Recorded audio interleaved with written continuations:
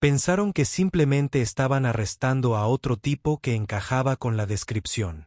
Pero cuando apareció en el tribunal al día siguiente, no esposado sino con traje, se dieron cuenta de que habían cometido el peor error de sus carreras. Eran poco más de las 9 de la mañana cuando llegó la llamada a través del despacho. Chantaje, 30 y tantos años, chaqueta azul marino, sospechoso de robo en vehículo en Madison Avenue. Los oficiales Brent Alcraftoft y Lynn Mercer ya estaban recorriendo la cuadra en su coche patrulla, tomando café y escuchando a medias. Se miraron como si fuera una broma. Ahí está, murmuró Brent, señalando con la barbilla hacia un hombre que estaba afuera de Grange Backhouse, uno de los cafés más concurridos del centro de Boise. El hombre parecía tranquilo, concentrado, hojeando algo en su teléfono, con una bolsa de croissant en una mano. Coincidía aproximadamente con la descripción. Eso fue suficiente para ellos. Brent estacionó rápido, sin luces de advertencia, sin sirenas. Lynn ya estaba fuera del vehículo antes de que los neumáticos dejaran de rodar. Ella gritó, «Oye, manos donde pueda verlas». El hombre, Kenton miró hacia arriba, sobresaltado, pero no presa del pánico. «Disculpe, usted encaja con la descripción de un sospechoso. No se mueva», añadió Brent, acercándose con la mano cerca de la funda. «Estoy parado afuera de una panadería», respondió Kenton, desconcertado. «Esperando a mi conductor». Lynn puso los ojos en blanco. «Lo aclararemos en la estación». Kenton apenas tuvo tiempo de responder. Brent le agarró el brazo y le hizo girar. «Ahora te resistes». Lo dijo lo suficientemente alto para que los transeúntes pudieran oírlo. La multitud empezó a observar. Aparecieron los teléfonos. Kenton no se resistió. No dijo nada más. Miró hacia la acera mientras le apretaban las esposas en las muñecas. Lynn sonrió. Es curioso cómo siempre se ponen bocazas hasta que ven las esposas. Probablemente sea otro tipo con una página falsa de LinkedIn y alguna historia sobre sus credenciales, agregó Brent, riendo. No le leyeron sus derechos. No le pidieron identificación. No revisaron su teléfono ni la bolsa de la compra que claramente contenía un recibo. Simplemente lo metieron a empujones en la parte trasera del coche patrulla y se alejaron, bromeando ya sobre el informe que tendrían que presentar más tarde. Dentro del coche patrulla, Kenton miraba al frente, en silencio. «¿Tiene algo que decir?», preguntó Brent por encima del hombro. La voz de Kenton sonaba tranquila. «Quiero mi llamada», hizo una mueca Brent. «La recibirá después de fichar». Pero algo en el tono de Kenton, mesurado, paciente, casi indiferente, quebró su confianza. No lo suficiente para detenerlos.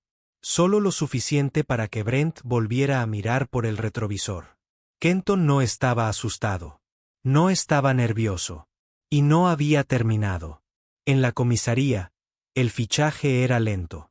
El agente de recepción, un tal Rob Tess, parpadeó 2 veces al ver entrar al hombre. Chicos, ¿están seguros de esto?». Brent lo despidió con un gesto. «Se ajusta al llamado. Robo de coche».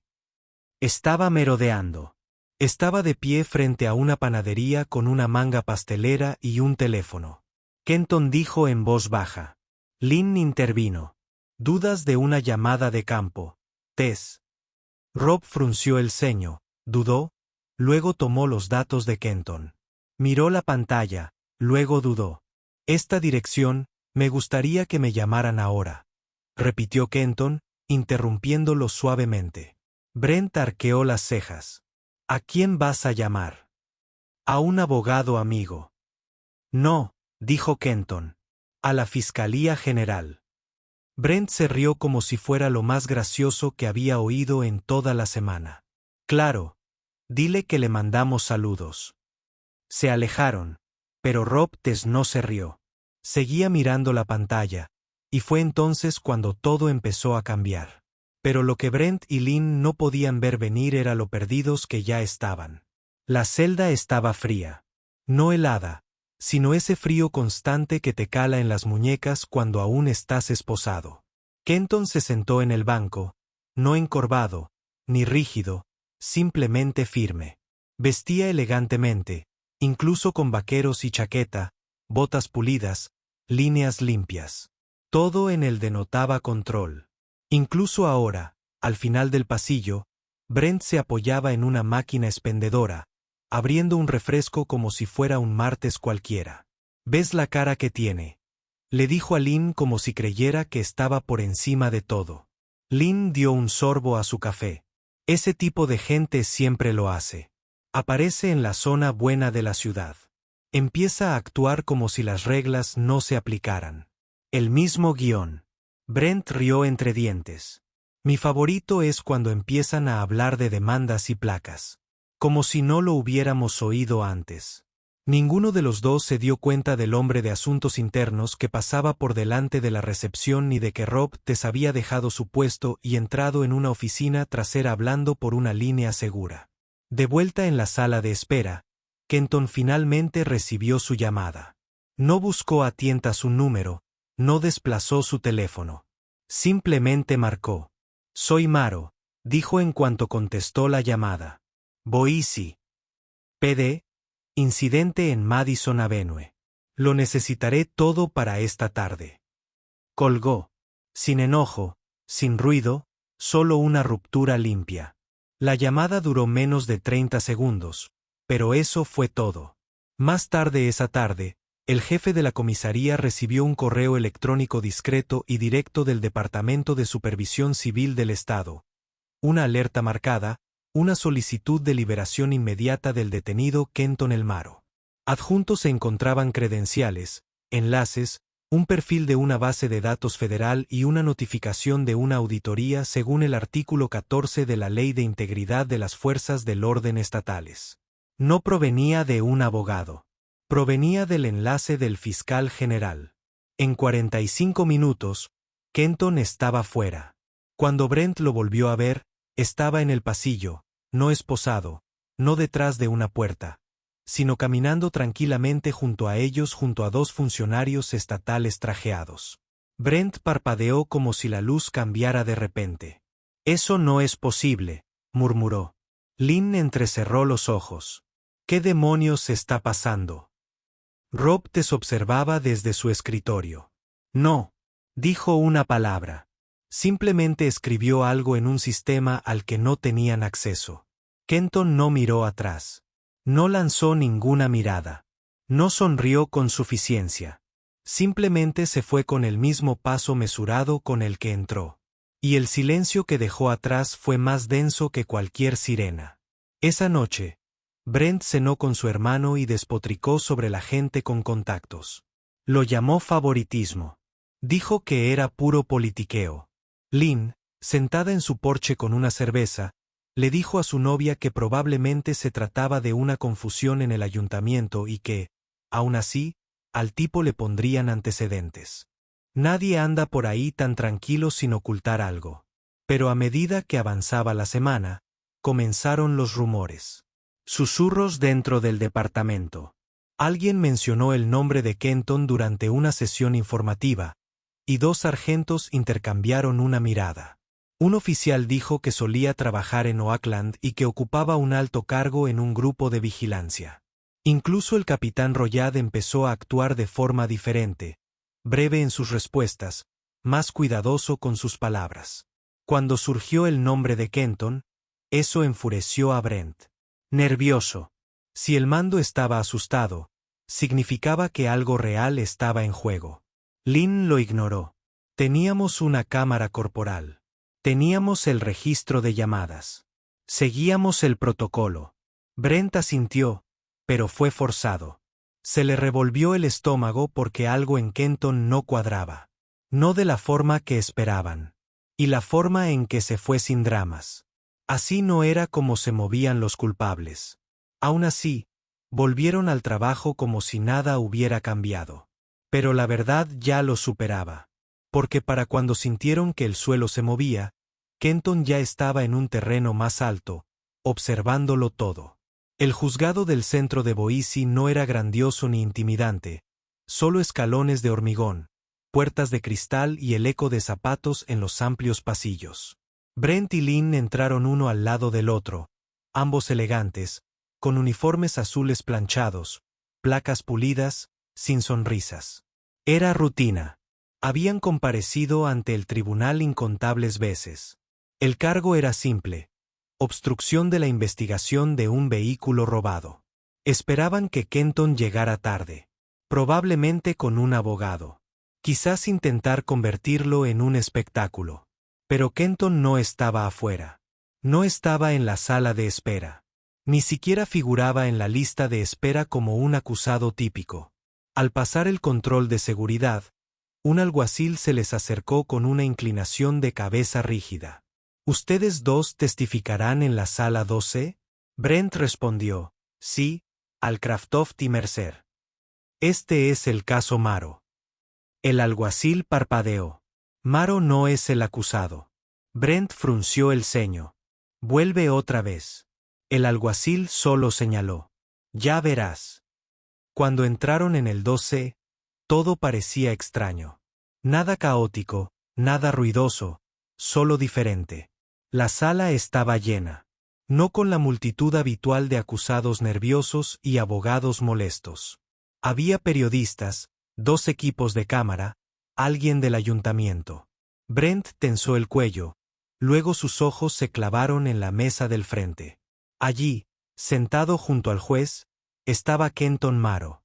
Sin esposas, sin abogado defensor, solo un hombre con un traje oscuro a medida, hojeando tranquilamente una carpeta. Una placa frente a él decía: Consejo Especial para la Responsabilidad Civil, Estado de Idaho. Lynn se inclinó. ¿Qué es esto? Brent susurró: no lo sé. Esto no estaba en las actas del caso. La jueza abrió la sala. La sesión de hoy trata sobre una revisión procesal relacionada con la conducta durante un arresto reciente en la avenida Madison, dijo. El señor Miro actuará como asesor en representación de la Oficina de Responsabilidad Civil del Estado. Lynn tensó la mandíbula. Brent parecía como si le hubieran dado una bofetada sin previo aviso. Kenton no los miró ni una sola vez. Simplemente se recostó en su asiento mientras la jueza se giraba hacia la primera fila. Agentes al Craftoft y Mercer, por favor, acérquense. Se movían rígidos, ya sin control. Todas las miradas en la sala estaban puestas en ellos, pero no las que estaban acostumbradas. No era admiración. Era escrutinio. La jueza preguntó: ¿puede explicarnos el razonamiento detrás de su decisión de detener al señor Maro? Brent se aclaró la garganta. Recibimos una llamada de despacho. Chaqueta azul marino de chantaje. El señor Maro no tenía antecedentes penales, interrumpió el juez. No tenía antecedentes en su departamento. ¿Se verificó la identidad antes de la detención? Lynn respondió: encajaba con la descripción y no obedeció nuestras órdenes. Kenton no levantó la vista, pero sí hizo clic con el bolígrafo una vez, lento y deliberado. El juez se volvió hacia él. Señor Maro, ¿tienes alguna aclaración? Los miró directamente por primera vez. En mi trabajo, comenzó Kenton con voz firme, he leído cientos de informes que empiezan igual. Descripciones vagas, suposiciones no comprobadas, y con el tiempo, esos patrones cuentan una historia de la que la insignia no te protege. Lynn abrió la boca para interrumpir, pero Kenton levantó un dedo. No a ella, sino al juez. Me gustaría presentar una moción para suspender el testimonio directo hoy. Se ha autorizado la revisión interna. La audiencia se celebrará en 2 semanas. La sala del tribunal quedó en silencio. El juez asintió. Otorgada. Brent y Lynn no dijeron una palabra. Ellos dieron un paso atrás, entumecidos. Kenton cogió su carpeta, la cerró silenciosamente y se puso de pie. No parecía triunfante. No se regodeó, pero su presencia era más pesada que cualquier argumento que hubieran podido esgrimir. Y cuando él salió, la prensa lo siguió. Las manos de Brent temblaban. Lynn susurró, ¿qué diablos está pasando?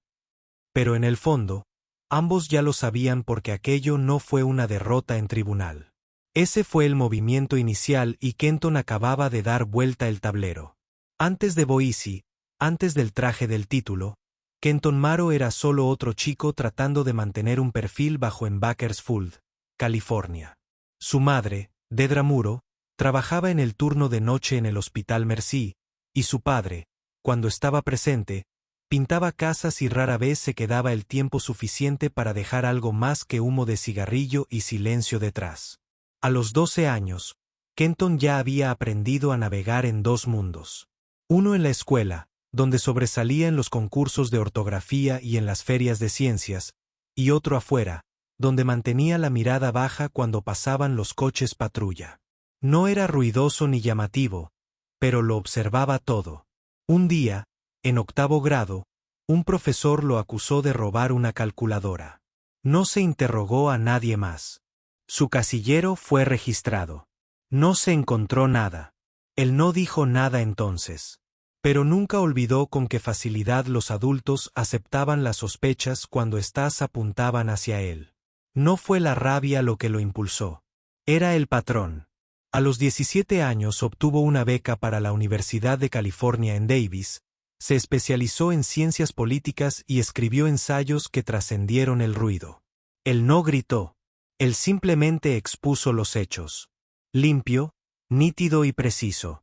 En una sala llena de opiniones, hizo que el silencio pareciera un veredicto. Luego siguió la facultad de Derecho. Stanford. Entró sin conexiones, sin favores, solo coraje y concentración.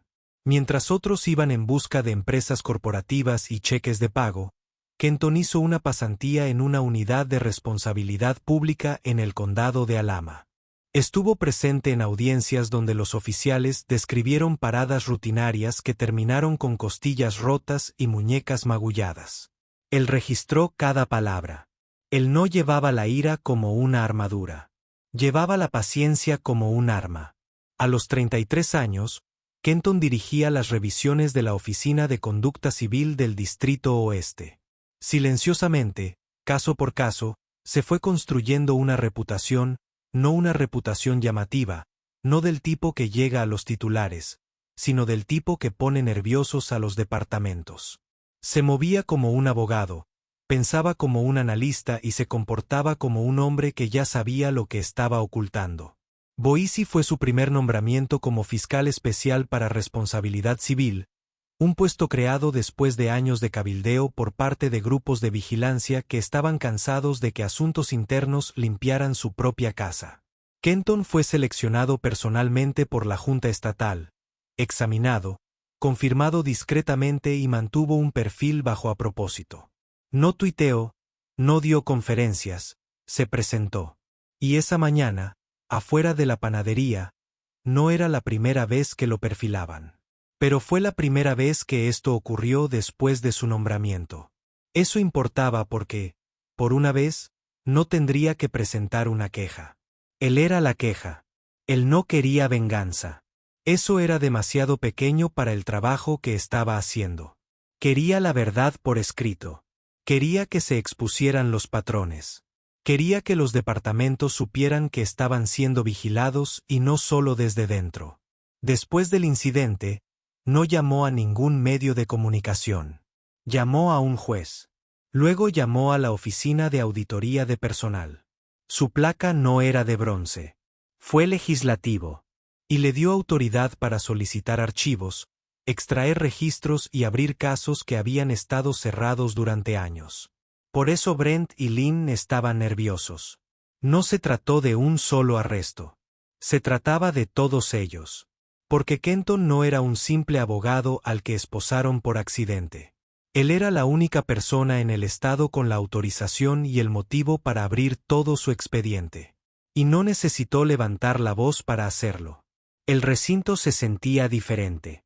Ni más ruidoso, ni más ocupado, solo tenso. Brent Alcroft se dio cuenta por primera vez cuando entró en la sala de descanso y las conversaciones se detuvieron. No es el tipo de silencio que se produce cuando interrumpes un chiste. El tipo en el que la gente no quiere que se le escuche decir algo equivocado. Abrió el refrigerador, cogió su almuerzo y trató de actuar como si no se hubiera dado cuenta, pero algo no estaba bien. Lynn Mercer se dio cuenta unas horas más tarde.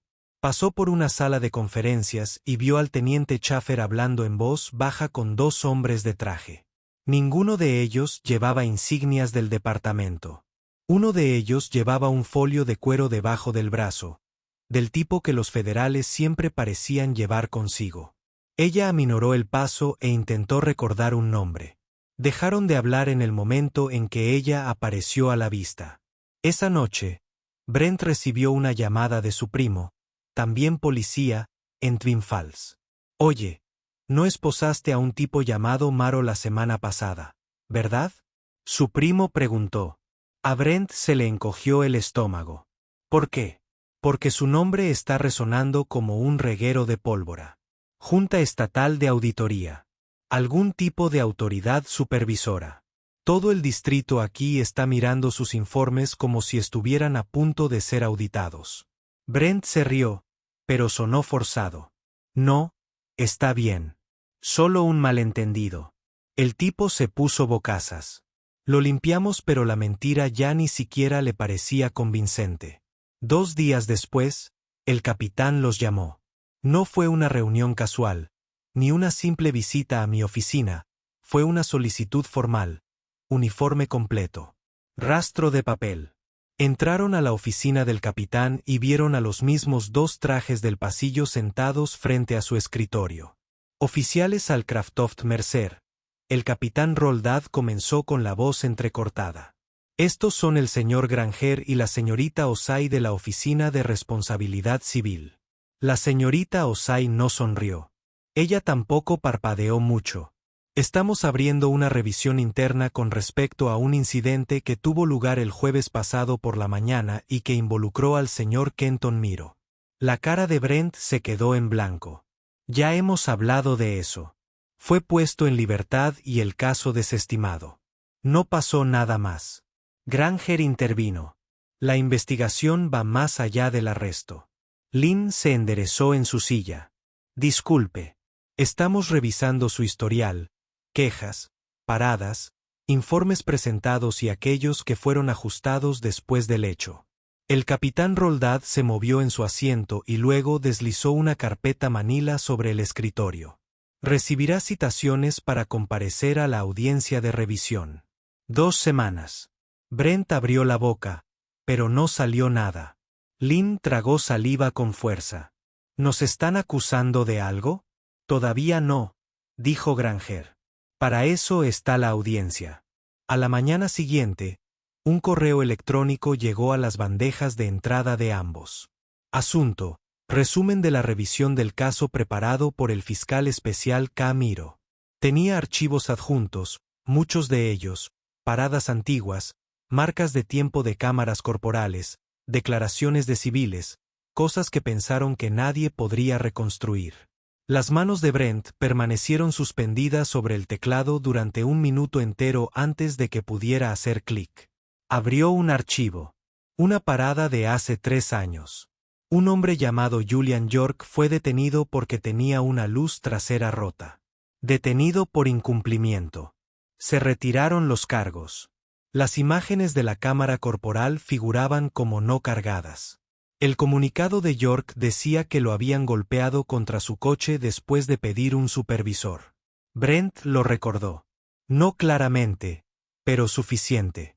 Cerró el expediente con fuerza en el pecho. Lynn le envió un mensaje. Lynn, van a hacer que esto parezca un patrón. Brent, es un patrón.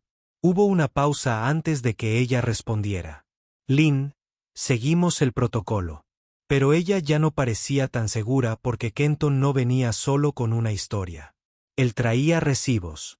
Y Brent y Lynn finalmente se dieron cuenta de que esto no era una limpieza. Fue una autopsia. La audiencia de revisión no se llevó a cabo en el recinto ni en el tribunal. Tuvo lugar en un edificio municipal neutral cerca de Fairview Avenue, el tipo de espacio utilizado para reuniones de zonificación y asuntos municipales olvidados. Pero ese día, cada silla en esa sala de conferencias de paredes grises se sentía eléctrica. Brent Allcraftoft se ajustó la corbata 3 veces antes de entrar. Lynn Mercer estaba sentada en el pasillo, hojeando una carpeta delgada, aunque no había leído una sola página en 20 minutos. No estaban solos. Al menos una docena de personas estaban sentadas alrededor de la mesa. Observadores legales, un miembro del Consejo de Ética de la ciudad, 2 de la Fiscalía del Estado, sin uniformes, sin caras conocidas, sin refuerzos. A la cabecera de la mesa se sentó Kenton Maro. Él no parecía enojado. Eso hubiera sido más fácil. Parecía preparado. La silla a su lado fue ocupada por la señora Oay, quien abrió la audiencia con voz monótona. Esta es una revisión formal según el artículo 14. Los oficiales Allcraftoft y Mercer están presentes. Las denuncias se refieren a abuso de autoridad discrecional y reiterada inobservancia de los procedimientos. Ella se volvió hacia Kenton. Fiscal especial Maro, tiene la palabra. Kenton no levantó la voz. No se inclinó. Simplemente abrió su carpeta. No se tratará de acusaciones, afirmó. Se tratará de patrones. Colocó un documento sobre la mesa. Caso 1. Julian York se detuvo porque tenía una luz trasera rota. Detenido durante más de 45 minutos. Sin cargos. El informe carece de imágenes de cámaras corporales. Lynn se aclaró la garganta. Eso fue hace 3 años. Kenton ni siquiera levantó la mirada. Caso 2. Alan Ríos. Coincidió con la descripción de un sospechoso de robo. Mismo recinto. Mismo lenguaje utilizado en el informe. También detenido sin causa probable. Sin cargos. Deslizó otra hoja hacia adelante. Caso 3. Los mismos oficiales. Misma frase. Se ajusta a la descripción. Comportamiento sospechoso. Tono de incumplimiento. Brent se inclinó hacia adelante. Respondemos a las llamadas a medida que llegan. No controlamos las descripciones, pero usted controla cuánto tiempo retiene a alguien. Kenton respondió. Tú controlas y verificas las identificaciones o haces preguntas antes de hacer suposiciones. Tú controlas tu tono, tu lenguaje y la cantidad de veces que alguien sin antecedentes penales sale airoso con moretones y sin disculpas. Sacó un mapa impreso, marcado con alfileres rojos. Estas son todas las paradas que habéis realizado durante los últimos 5 años. Los alfileres no estaban esparcidos. Se formaron grupos en calles específicas de ciertos barrios. Kenton continuó. Comparamos sus datos de detenciones con los de otros 3 equipos de patrulla. Tienen un promedio de 42% más de detenciones. El 80% de ellas involucran a individuos de un grupo demográfico. El 90% no resultan en cargos. La señora Oay añadió en voz baja, eso no es vigilancia policial. Eso es perfilación. La voz de Lynn se elevó ligeramente. ¿Y qué? Estamos en juicio por hacer nuestro trabajo, responder a las llamadas, seguir el protocolo. No están en juicio, dijo Kenton, con la voz firme. Están en revisión. Una revisión activada porque, por una vez, detuvieron a la persona equivocada. No a alguien con menos credibilidad. No a alguien sin recursos. Yo. Hizo una pausa. Dejó que las palabras se asentaran. No fui especial ese día. No llevaba placa. Solo era un hombre afuera de una panadería. Decidieron que eso era suficiente. Brent exhaló por la nariz. Tuvimos un despacho. No lo seleccionamos. No tenían por qué hacerlo, respondió Kenton. Porque han construido un sistema donde la selección se realiza automáticamente. Miró a su alrededor. Luego volvió a mirar a Brent y Lynn. No se puede arreglar lo que no se admite. Nadie habló durante un buen rato. El silencio no parecía victorioso. Parecía quirúrgico. Esto no era venganza. Era exposición. Y en esa sala, Cada paso saltado, cada informe apresurado, cada mirada de disgusto ante una queja civil volvía a la superficie. Porque cuando se toma la misma decisión una y otra vez, deja de ser un error. Se convierte en quien uno es. Para cuando comenzó el segundo día de la revisión, Brent Allcraftoft estaba desmoronándose. Llegó con aspecto mayor, ojos apagados, mandíbula apretada, postura más rígida de lo habitual. No habló mucho con Lynn. Apenas la miró. Estaba tranquila, o al menos fingía estarlo. Mostraba la misma rebeldía de siempre, pero algo en sus ojos lo delataba. Estaba observando demasiado la sala, demasiado de cerca. Kenton Maro no trajo fuego y azufre. Trajo testimonio. Uno a uno, entraron. Julian York, el hombre de la parada de la luz trasera, contó su historia. Cómo pidió un supervisor y terminó con una torcedura de muñeca. Cómo presentó una denuncia que no llegó a nada. Cómo nunca escuchó seguimiento, solo silencio. Y Jan Rivers, quien había sido confundido con un sospechoso de robo mientras caminaba a casa con una bolsa de supermercado, relató cómo lo tiraron al suelo frente a su hija. Ella no habló durante días. Brent se removió en su asiento durante ese incidente.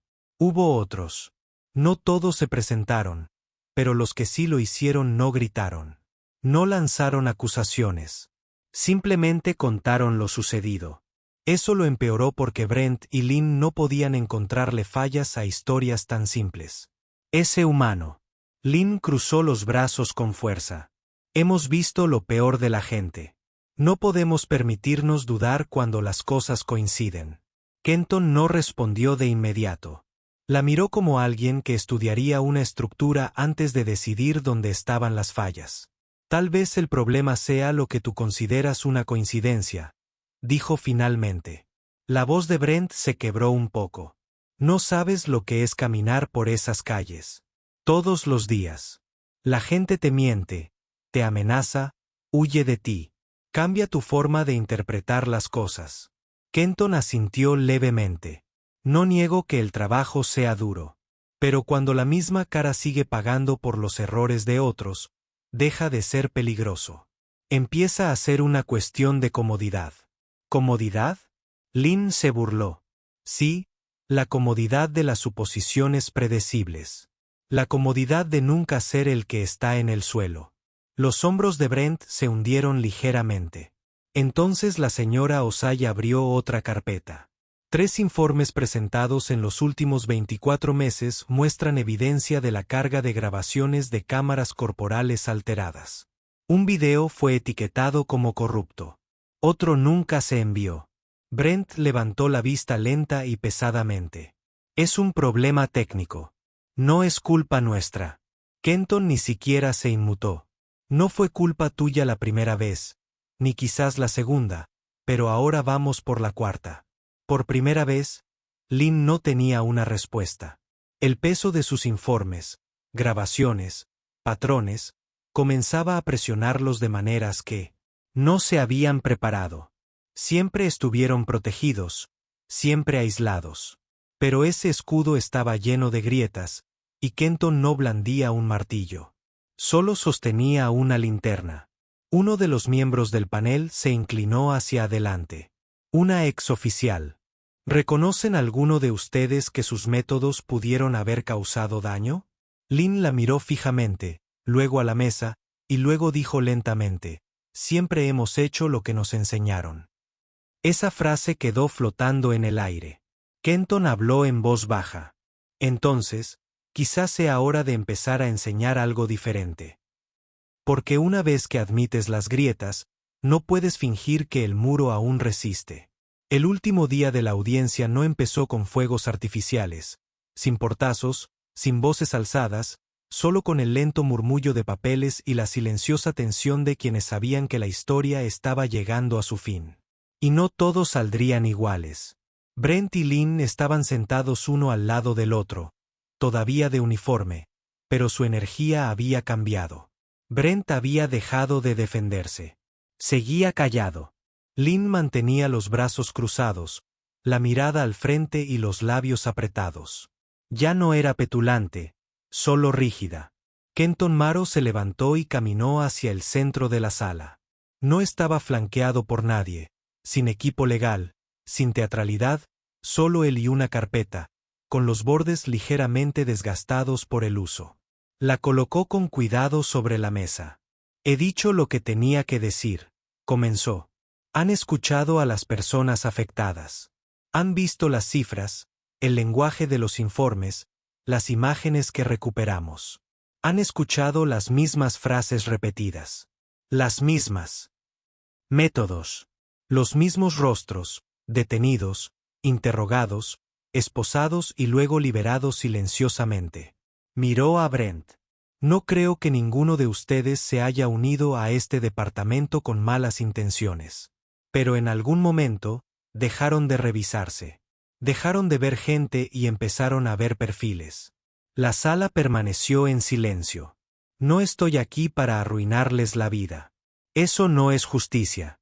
Estoy aquí porque el sistema no puede arreglarse solo si sigue protegiendo patrones que claramente no funcionan. Hizo una pausa y miró hacia la junta de revisión. Mi recomendación, dijo con claridad, es que los oficiales Alcraftoft y Mercer sean retirados del servicio de campo indefinidamente. A la espera de capacitación adicional, una revisión psicológica y una auditoría departamental completa. También solicito que los casos marcados durante esta revisión se reabran formalmente. Brent bajó la mirada, ni siquiera se inmutó. Sabía que se avecinaba.